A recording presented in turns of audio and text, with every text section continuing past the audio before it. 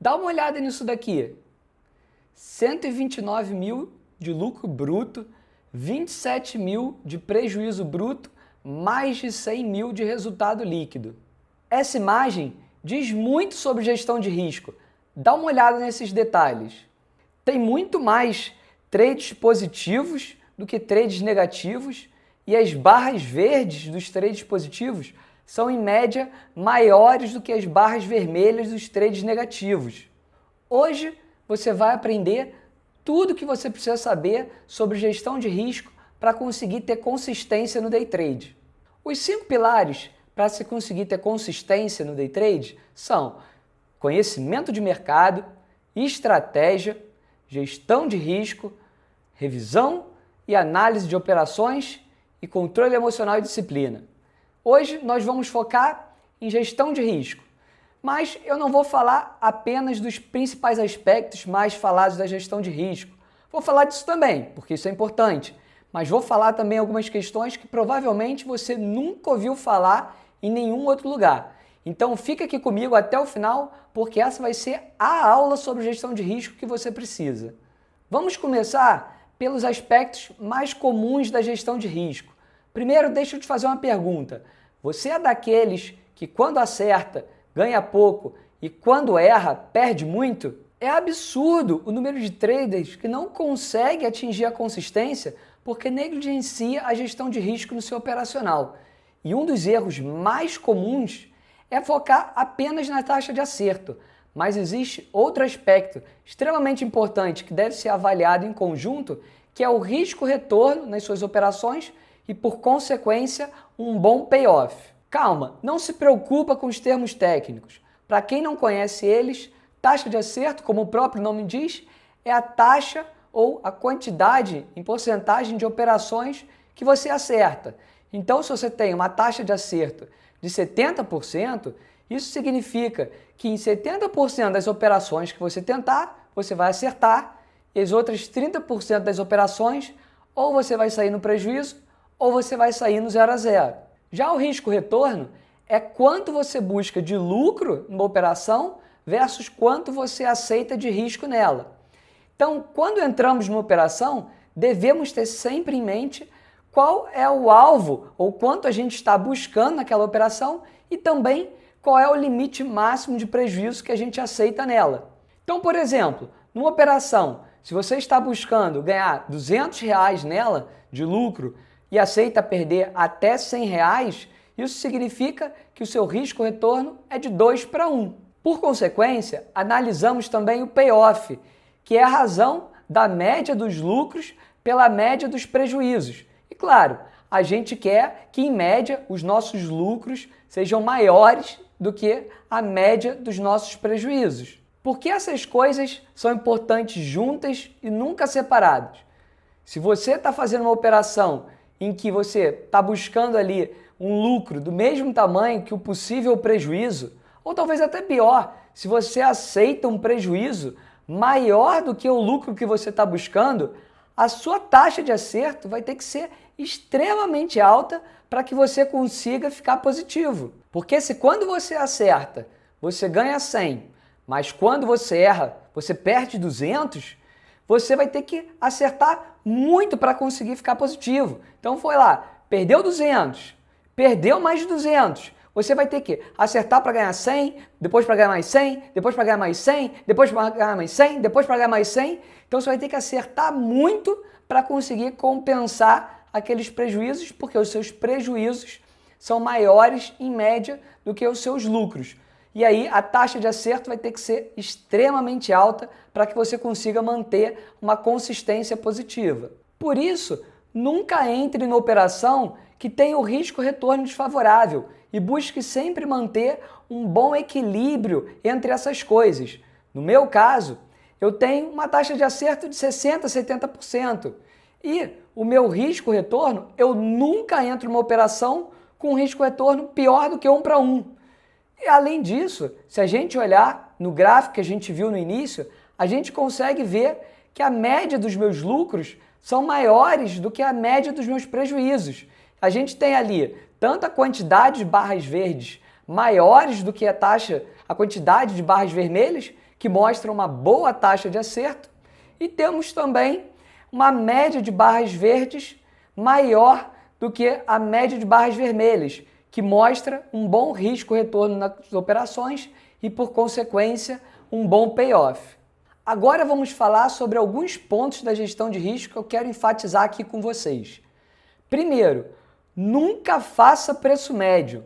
Eu não sei se ficou claro, então deixa eu repetir. Nunca faça preço médio. Para quem não sabe o que é preço médio, imagina que você comprou alguma coisa e que o preço estava no 20.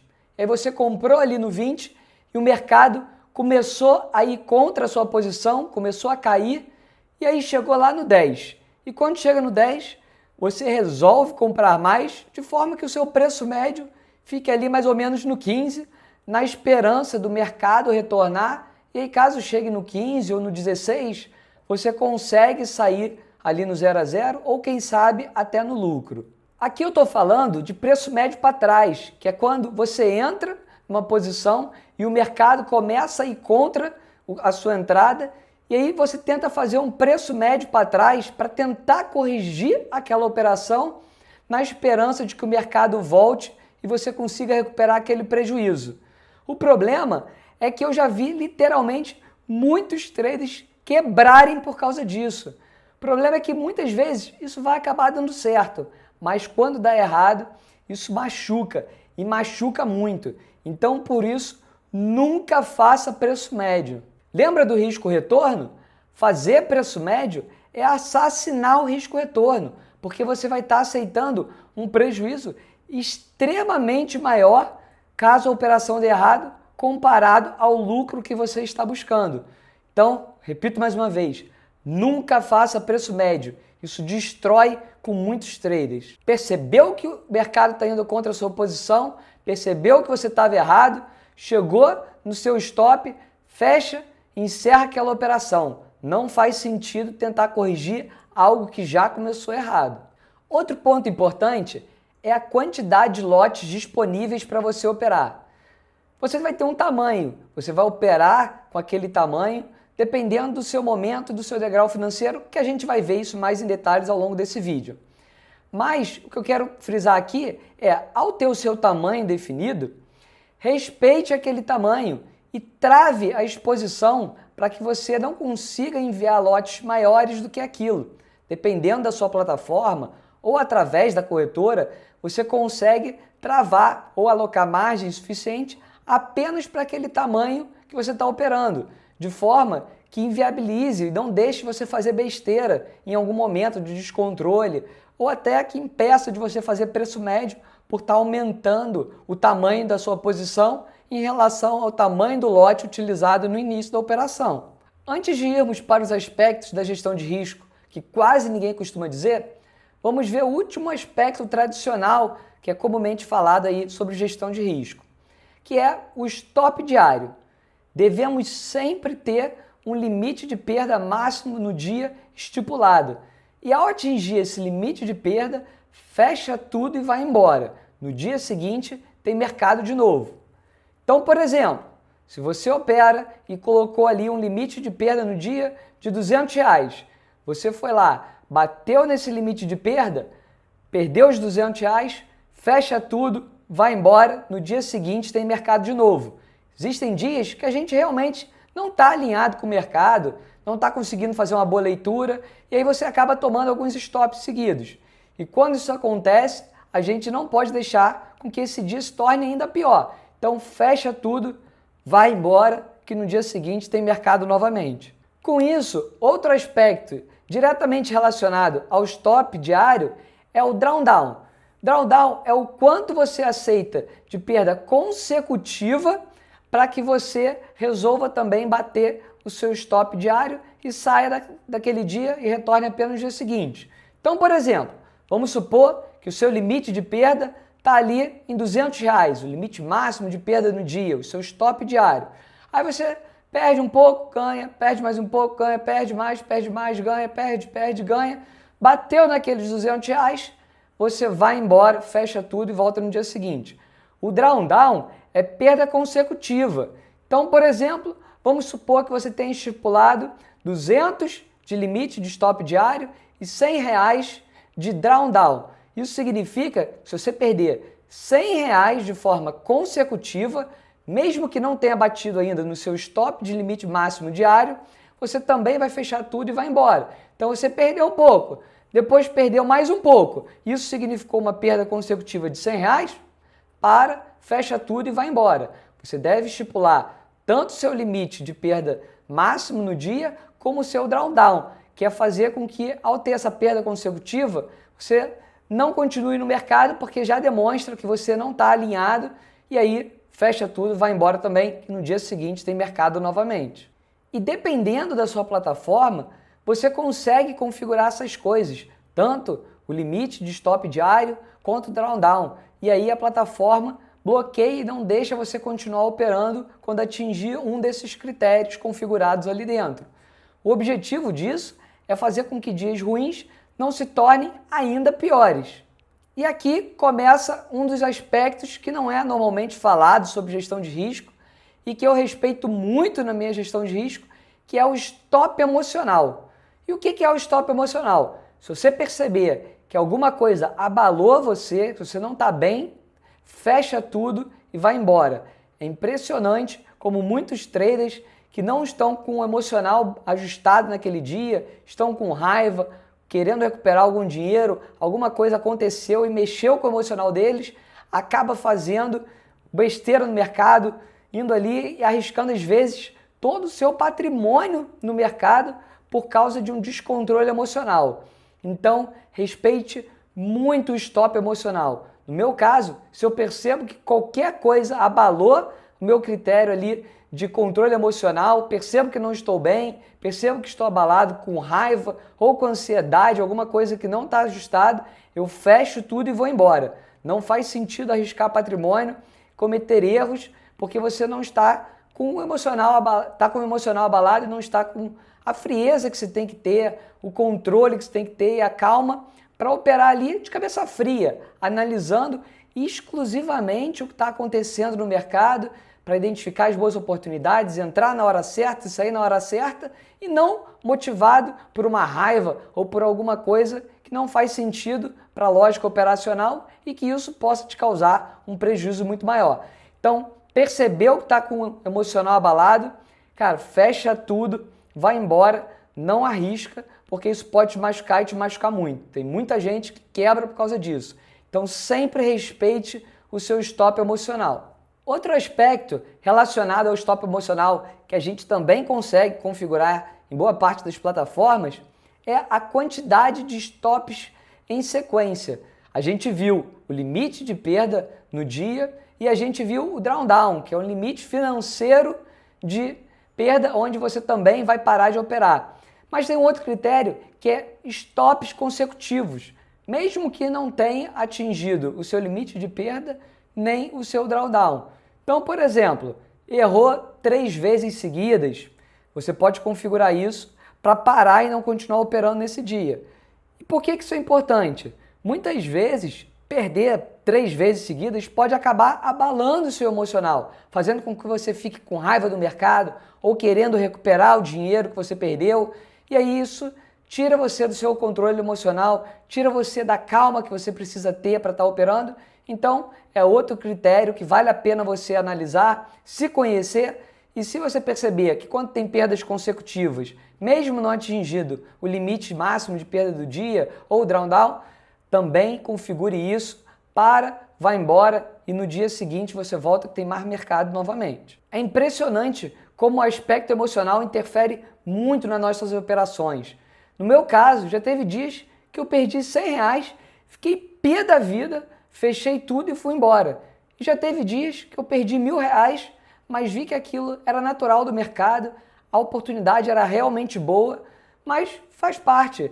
Stops fazem parte do mercado, isso é natural e faz parte da nossa gestão de risco, ter um bom equilíbrio no stop e um bom equilíbrio no controle emocional. E aí, nesse caso, em que eu perdi R$ 1.000, eu vi que aquela operação era realmente boa. Se tivesse aparecido outra exatamente igual, valia a pena eu clicar e fazer a mesma operação. Então aquilo não teve o poder de abalar o meu emocional, não teve o poder de me tirar do sério e eu pude continuar operando normalmente.